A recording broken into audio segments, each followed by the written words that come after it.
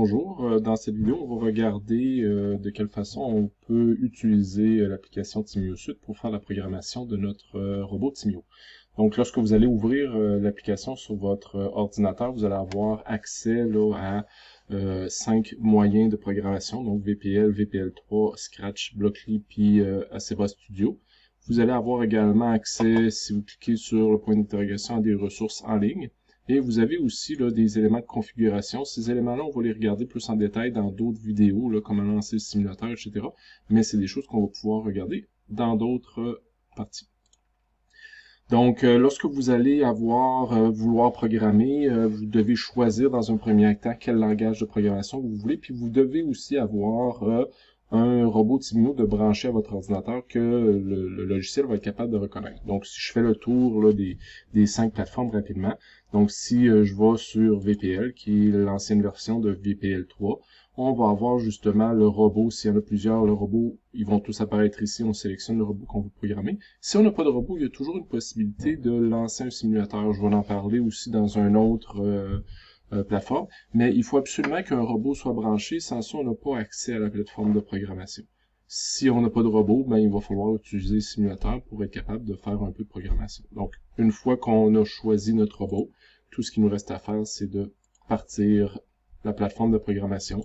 Donc, VPL va nous permettre d'avoir des événements d'un côté et des actions de l'autre. Donc, c'est vraiment de prendre des blocs d'un côté événement puis de dire ben, quelle action que je veux qu'il soit faite lorsque, supposons, je pèse sur le centre.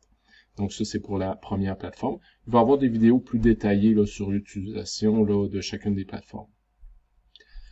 Si on ferme celui-là, donc ne pas tenir compte. Donc, si on veut changer de plateforme, tout ce qu'on a à faire, c'est fermer cette fenêtre, puis aller dans la fenêtre, supposons VPL3. On sélectionne encore le robot qu'on veut programmer, et on va avoir notre interface de programmation. C'est la même chose, hein? VPL3 a juste beaucoup plus de blocs d'événements et d'actions. On peut venir configurer aussi nos blocs, on peut en ajouter. Donc, présentement, ceux qui ont une barre grisée, c'est qu'ils sont pas disponibles, mais on pourrait les ajouter.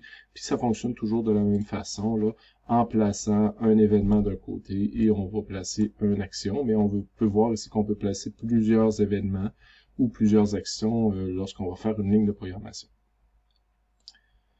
Troisième interface de programmation, ça va être la plateforme Scratch. Ce qu'il faut savoir, c'est pas la plateforme Scratch en ligne, c'est quelque chose qui est intégré dans Timio, parce que si on s'en va en ligne, on n'aura pas l'option d'avoir les blocs pour Timio. Donc, si je choisis Scratch, je choisis le robot. Je vais avoir mon interface qui va démarrer. On va avoir un sprite qui va être notre robot Timio.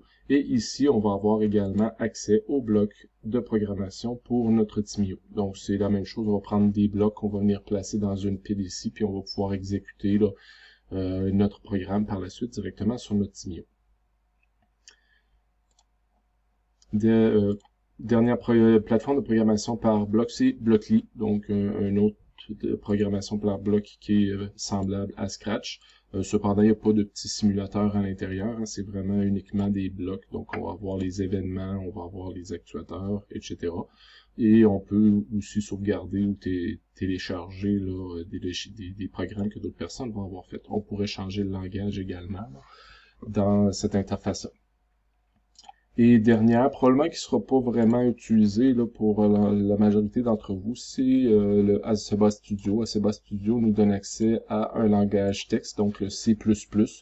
Donc, je vais juste reprendre la fenêtre, on va l'amener ici. Donc, l'interface, c'est vraiment une interface de programmation par texte, donc il faut écrire le code. Donc, c'est peut-être la programmation qui est plus avancée là, pour son utilisation. Donc, ça fait le tour de la plateforme Timio Suite. Comme j'ai dit, il va y avoir des vidéos qui vont présenter chacune des plateformes de programmation. À l'exception de Aceba Studio, on n'ira pas là dans cette auto-formation-là, vu que c'est de la programmation par texte, puis la majorité des gens ne l'utiliseront pas. On va plus présenter là, les 4 premiers moyens de programmation. Donc, bonne découverte!